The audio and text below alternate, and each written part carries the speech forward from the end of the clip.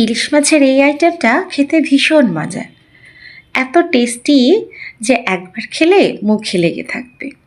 তো এই আইটেমটা আমি শিখেছি আমার মার কাছ থেকে রান্না। আমি যখন ছোট ছিলাম আমার মা এটা রান্না করতেন।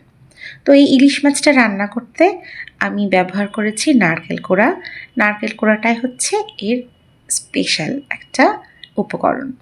তো প্রথমেই আমি প্যানে পেঁয়াজ আর আলু ভেজে নিয়েছি, এর মধ্যে দিয়ে দিয়েছি নারকেল কোড়া বেটে নেওয়া।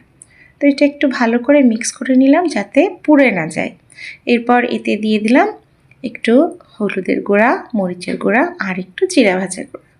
ব্যাস, তারপর সামান্য একটু পানি দিয়ে এটাকে খুব ভালো করে কষিয়ে নিলাম। তো খুব ভালো করে কষাতে হবে যেন নারকেলের কাঁচা গন্ধটা না থাকে। এরপর খুব ভালো করে ঢেকে দিয়ে আবার ভালো করে নেড়ে নিতে হবে, আলুটা যাতে সিদ্ধ হয়ে যায়। এ পর্যায়ে মাছগুলো একে একে সবগুলো দিয়ে একটু হালকা নেড়ে এর মধ্যে ঝোলের জন্য বেশ কিছু পানি দিয়ে দিলাম। এরপর এটাকে ভালো করে মিক্স করে মাছগুলোকে একটু ছড়িয়ে দিয়ে একটা ঢাকনা দিয়ে এটাকে আবার ঢেকে দিলাম। এরপর রান্না হয়ে গেলে যখন ঝোল শুকিয়ে যাবে পরিমাণ মতো ঝোল রেখে নামিয়ে পরিবেশন করব মজাদার নারকেল বাটা দিয়ে ইলিশ মাছের ভুনা।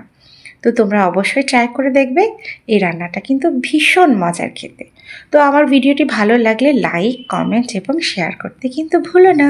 ধন্যবাদ সবাইকে। ও হ্যাঁ, তোমরা কিন্তু পরিমাণ মতো লবণ দিতে ভুলো না।